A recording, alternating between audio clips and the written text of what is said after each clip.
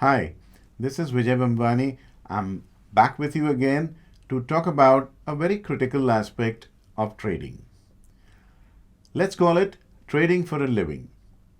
It's the ultimate dream of every trader to be able to run his house by trading income alone. Believe me, it's easier said than done.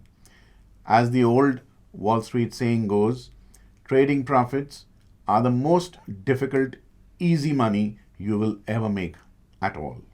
Believe me, it's more than true.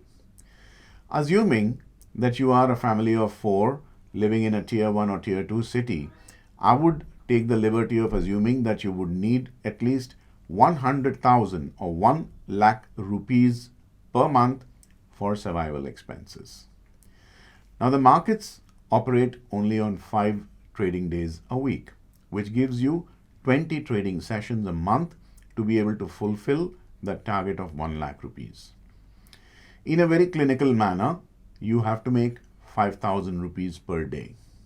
But it's nobody's garden walk. The markets are not here to give you 5,000 rupees on a platter so that you can run your house. There will be days when you may not be able to make any money at all, or you may not be able to even trade because no signal actually crops up. So, on a day like this, when you've neither made nor lost, you are running under tremendous amount of pressure on the next day to make 10,000 rupees. But then there will be days when instead of neither making or losing, you will actually wind up losing 5,000 bucks. What happens on the next day? You have to then make 15,000 rupees. 5,000 to cover the previous day loss, 5,000 for the previous day's quota, and 5,000 for today's quota. The point of behavioral finance is that when you have to make 3 times more money, your mind is not subject to 3 times more stress. It's more like 30 times more stress. So, as Warren Buffett says, rule number 1, don't lose money, and rule number 2, refer to rule number 1, which means you have to be extra careful when you are planning to trade for a living. You can't afford to trade just because you haven't traded for a few days and you haven't done anything. Aaj kuch karte hain. This is not a right reason to trade. The other aspect is the mind can handle small bits of stress at multiple occasions much more better than being saddled with a huge amount of stress all at one go. So, we resort to goal setting. How do you go about goal setting? Like I said, if you have 20 trading days in a month and you have to make 100,000, your simplistic goal, and remember this is just a hypothetical example, your simplistic goal is to break down that 100,000 into 20 goals of 5,000 rupees each.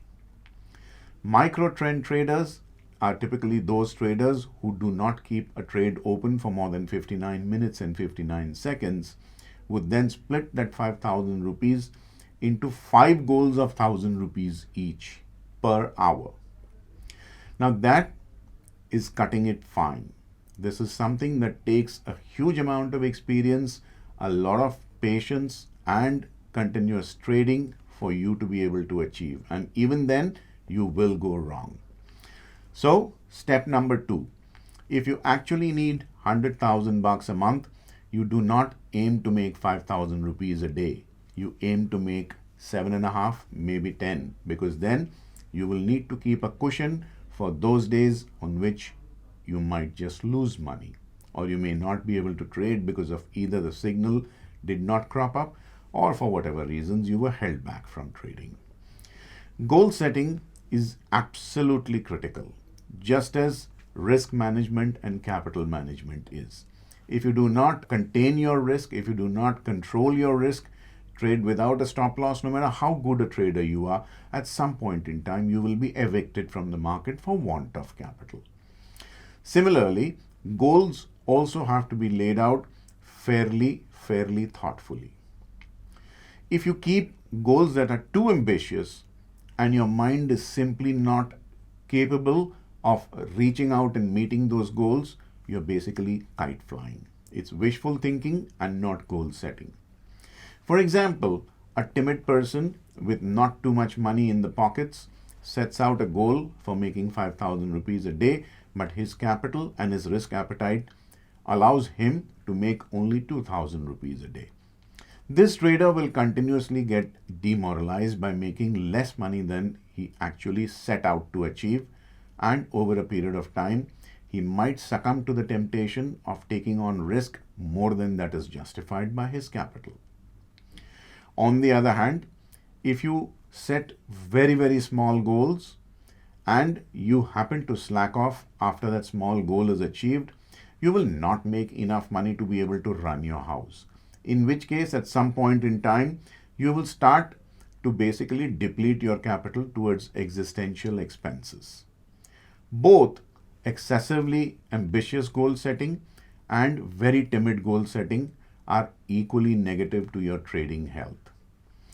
And to be able to strike a fine balance, like I said, it takes continuous amount of trading and experience to get there. Remember, trading is more than competitive sports, but if you were to compare it with competitive sports, it takes 10,000 hours of practice for a rookie to become a championship level athlete. I don't think trading will take any less time. So you will need to trade for at least 8 to 10,000 hours. Divide that by 6.5 hours for equities, approximately 8 hours for currencies, and 15 hours for commodities before you can actually say you have reached a level of proficiency where you can set goals correctly. It'll all happen. Just give it time. Patience is the key here. This is Vijay Bambwani signing off for now, promising to meet you again very soon with another video. Till then, if you're watching this video on YouTube, please do not forget to click on the like button and do not forget to share this video with your family and friends. If you have any feedback, please do write to me in the comment section, and any other video or any other topic that you want me to talk about, feel free to let me know. We'll try and accommodate you as far as possible. Thank you.